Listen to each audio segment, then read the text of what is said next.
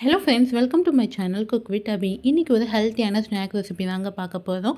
சத்து மாவு கொழுக்கட்டை செய்ய போதும். பால்வாடியில் கிடைக்கிற இந்த சத்து மாவை வச்சு தான் ஒரு ஹெல்த்தியான கொழுக்கட்டை ரொம்ப டேஸ்ட்டாக 5 நிமிஷத்தில் சூப்பராக செஞ்சிடலாம். இந்த சத்து மாவில் நிறைய பொருட்கள் சேர்த்துருக்காங்க. உங்கள் சைடு கிடைச்சாலும் நீங்கள் வாங்கி ட்ரை பண்ணி பாருங்கள்.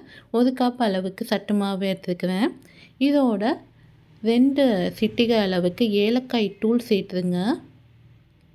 நல்ல ஒரு வாசமாக இருக்கும். வெல்லம் ஒரு 2 ஸ்பூன் அளவுக்கு சேர்த்துக்கிறேன். இந்த சத்து மாவில் ஏற்கனவே அவங்க வெல்ல பொடி சேர்த்துருக்காங்க. நம்ம இன்னும் கொஞ்சம் இனிப்புக்காக நீங்கள் வெல்லம் எவ்வளோ வேணாலும் சேர்த்துக்கோங்க.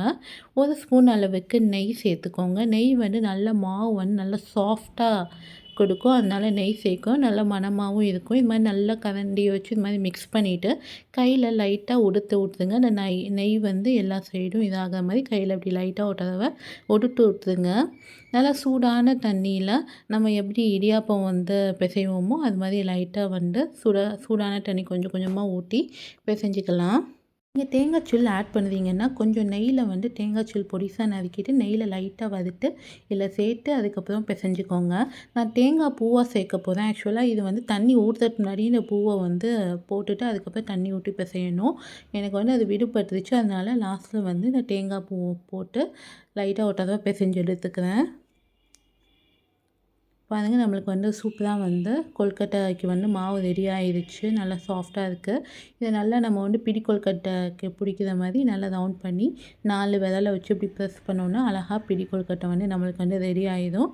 இது ரொம்ப ஈஸியாக பண்ணிடலாம். நீங்கள் எள் இதெல்லாம் நீங்கள் ஃப்ரை பண்ணி இதில் சேர்த்தா நல்ல ஒரு ஃப்ளேவராகவும் இருக்கும், நல்ல டேஸ்ட்டாகவும் இருக்கும்.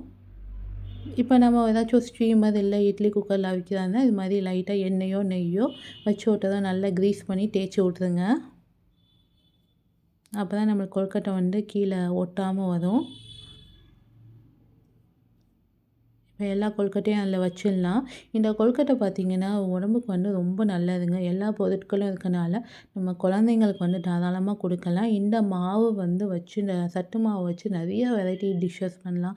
புட்டு, தோசை, கேக் இது மாதிரி நிறைய விதம் பண்ணலாம். இது மாதிரி நான் ஒன்று செஞ்சு நான் வீடியோ அப்லோட் பண்ணுறேன். கண்டிப்பாக நீங்கள் பாருங்கள். இப்போ இதை ஒரு 10 நிமிஷம் ஹை ஃப்ளேமில் வச்சு நல்லா வேக வச்சிடலாம் கொழுக்கட்டையை. 10 நிமிஷம் கழித்து ஆஃப் பண்ணதுக்கப்புறம் ஓப்பன் பண்ணி பார்ப்போம். பாருங்கள், நம்மளுக்கு கொழுக்கட்டை சூப்பராக ரெடி ஆகிடுச்சு. இந்த ஹெல்த்தியான கொழுக்கட்டையை நீங்கள் உங்கள் குழந்தைங்களுக்கு கொடுங்க. ரொம்ப ஹெல்த்தியானது. நீங்களும் இதை பெரியவங்களும் எல்லாருமே சாப்பிட்லாம். நம்ம ஒயிட் சுகர் எதுவுமே இதில் சேர்க்கல. நம்ம ஹெல்த்தியாக வெல்லம், கருப்பட்டி இது மாதிரி சேர்த்துருக்கோம். நீங்கள் இது மாதிரி ட்ரை பண்ணி பார்த்துட்டு எப்படி இருக்குன்னு சொல்லுங்கள். தேங்க்யூ ஃபார் வாட்சிங்.